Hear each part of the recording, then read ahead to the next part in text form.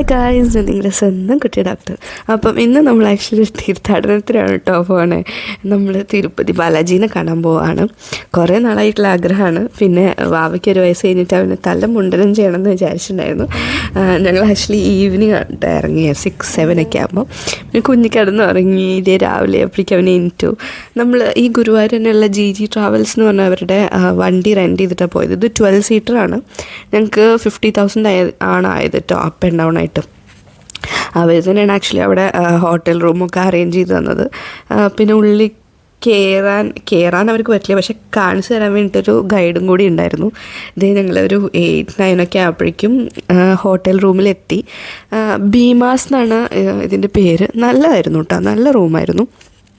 ഞങ്ങളെല്ലാവർക്കും കൂടെ ഒരു ദിവസത്തേക്ക് 4,500 വന്നുള്ളൂ.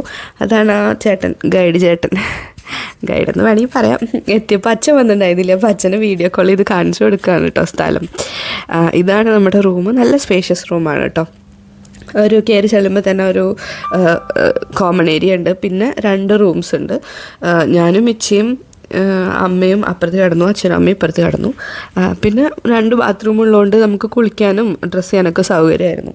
വന്നപ്പോൾ തന്നെ ഇച്ചിരി റെസ്റ്റ് എടുത്തു. പക്ഷെ പെട്ടെന്ന് തന്നെ എല്ലാവരും കുളിച്ച് റെഡിയായി. അന്ന് തന്നെ നമ്മൾ ആക്ച്വലി പത്മാവതി ടെമ്പിളിലും പിന്നെ അവിടെ തന്നെ കാളഹസ്തി ഉണ്ടല്ലോ, അപ്പോൾ അത് 2 വിസിറ്റ് ചെയ്യും. അവിടെ പോകണമെന്ന് എന്തായാലും വിചാരിച്ചിട്ടുണ്ടായിരുന്നു. അവിടെ 2 പോയി. അത് കഴിഞ്ഞിട്ട് പിന്നെ ഞങ്ങൾ ടിക്കറ്റിൻ്റെ കാര്യം നോക്കാൻ വേണ്ടി ഇറങ്ങുകയാണ് കേട്ടോ ചെയ്തേ. ഞാൻ സ്റ്റാറ്റസ് ഇട്ടപ്പോഴേ കുറേ പേര് എന്നോട് ചോദിച്ചായിരുന്നു എങ്ങനെയാണ് ടിക്കറ്റ്സ് എടുക്കേണ്ട കാര്യമൊക്കെ. ഇവിടെ കുറേ ടൈപ്പ് ടിക്കറ്റ്സ് എടുക്കാം കേട്ടോ. ഞങ്ങൾ ആക്ച്വലി ഫ്രീ ടിക്കറ്റ്സാണ് എടുത്തത്. ഇത് നമ്മൾ റെഡിയായിട്ട് ടിക്കറ്റൊക്കെ എടുക്കാൻ പോയതായിരുന്നു കേട്ടോ. പിന്നെ ഇത് ആക്ച്വലി പത്മാവതി ടെമ്പിളിലും കാളഹസ്തിയിലും പോയ ഔട്ട്ഫിറ്റായിരുന്നു ഇത്. ആദ്യം അവിടെ പോയി പിന്നെയാണ് ഞങ്ങൾ ടിക്കറ്റ്സ് എടുക്കാൻ വേണ്ടിയിട്ട് വന്ന് ഫ്രഷ് ആയിട്ടാണ് പിന്നെ പോയത്.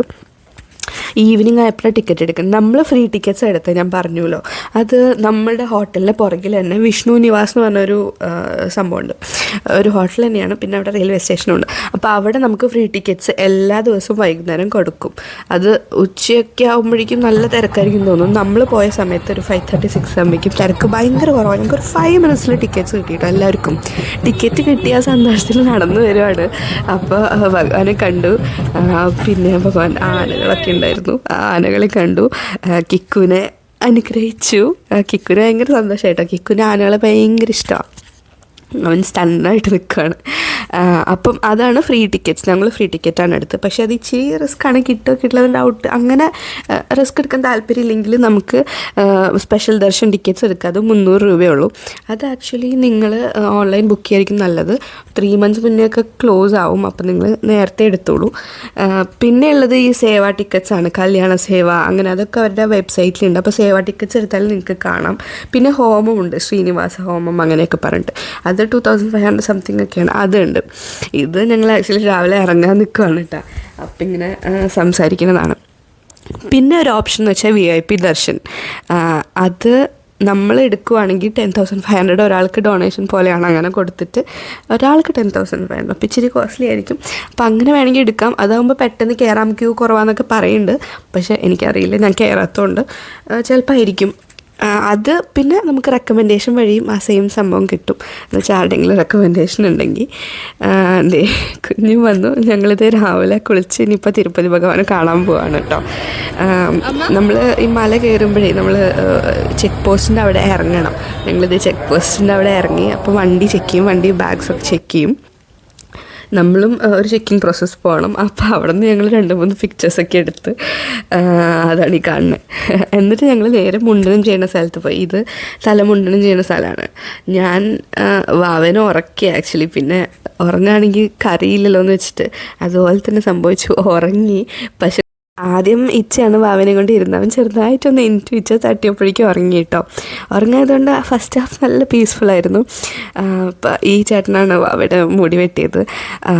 ശരിക്കും നമ്മൾ കാശൊന്നും കൊടുക്കണ്ട. പക്ഷേ ഈ ചേട്ടൻ എന്തൊക്കെയൊക്കെയോ പറഞ്ഞ് 1000 രൂപയൊക്കെ വാങ്ങിയിട്ടോ. ബട്ട് എന്നാലും ആദ്യമായിട്ട് കുഞ്ഞിൻ്റെ മുടി വെട്ടല്ലേ, ആ ചേട്ടനൊക്കെ സന്തോഷമായിക്കോട്ടെ എന്ന് വിചാരിച്ചു. പിന്നെ വാവ ഭയങ്കര പീസ്ഫുള്ളായിരുന്നു, ഞാൻ പറഞ്ഞില്ലേ. പക്ഷേ മുടി വെട്ടി ഇത്തിരി കഴിഞ്ഞപ്പോഴേക്കും ആൾ ഭയങ്കര കരച്ചിലായി. വാവ അങ്ങനെ അത്ര ക്രാങ്കി ആവാത്തൊരു ബേബിയാണ്. ആദ്യമായിട്ടാണ് ഇങ്ങനെ അത്രയും കരച്ചിൽ ഞാൻ കാണുന്നത്.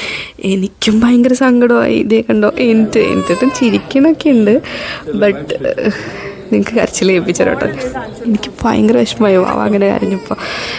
അയ്യോ ആയിട്ടോ ആ ഫീലിംഗ് എനിക്കിപ്പോൾ പറഞ്ഞറിയാം. അപ്പം ഞാൻ ആലോചിച്ചു, വാവയ്ക്ക് എന്തെങ്കിലുമൊക്കെ അയക്കണേ എന്ത് ചെയ്യും, എന്തെങ്കിലും മുറിയൊക്കെ ആകുമ്പോഴേ അവൻ സങ്കടപ്പെട്ട് കരയുമ്പോൾ അയ്യോ അതൊന്നും എങ്ങനെയാണ് എല്ലാവരും ഇങ്ങനെ സഹിക്കണേ. പിന്നെ ഇച്ച മുറുക്കി പിടിച്ചു പെട്ടെന്ന് അങ്ങോട്ട് തീർത്തു, എങ്ങനെയൊക്കെയോ തീർത്തു. പിന്നെ ഇച്ചതായിട്ട് ആയിട്ടോ. പിന്നെ ഞങ്ങൾ നേരെ അമ്പലത്തിൽ പോയി നന്നായി തൊഴുതു. ഞങ്ങളൊരു 2-3 hours തൊഴുതു. അത് അമ്പലത്തിനെടുത്ത ഫോട്ടോ ആണ് കേട്ടോ. ഞങ്ങൾ ഫോൺ കൊണ്ടില്ല, ഞങ്ങൾ ഫോൺ വണ്ടിയിൽ തന്നെ വെച്ചു. പിന്നെ ആ ചേട്ടനുള്ളതുകൊണ്ട് കറക്റ്റ് ക്യൂ ഞങ്ങൾക്ക് കാണിച്ചു തന്നു. ഇല്ലെങ്കിലേ അതൊരു വലിയ മേസ് പോലത്തെ ഒരു സ്ഥലമാണ്. ഏത് ക്യൂവിൽ എവിടെ പോകണമെന്നൊന്നും നമുക്ക് മനസ്സിലാവില്ല. അപ്പോൾ ആ ചേട്ടനുള്ളതുകൊണ്ട് വേഗം കയറി. പിന്നെ നമ്മുടെ ഭഗവാന്റെ അനുഗ്രഹം ഇല്ലാണ്ട് കയറാനും കാണാനും ഒന്നും പറ്റില്ല കേട്ടോ. അത് ഞങ്ങൾക്ക് ഉണ്ടായിരുന്നു. പിന്നെ ഞങ്ങൾ അവിടെ നിന്ന് തന്നെ ബ്രേക്ക്ഫാസ്റ്റ് കഴിച്ചു. ആൻഡ് ഇടയ്ക്ക് ലഞ്ചിനും ഡിന്നറിനൊക്കെ നിർത്തി ഇങ്ങനെ നേരെ വീട്ടിലേക്ക് വിട്ടു. പുലർച്ചെ എത്തി.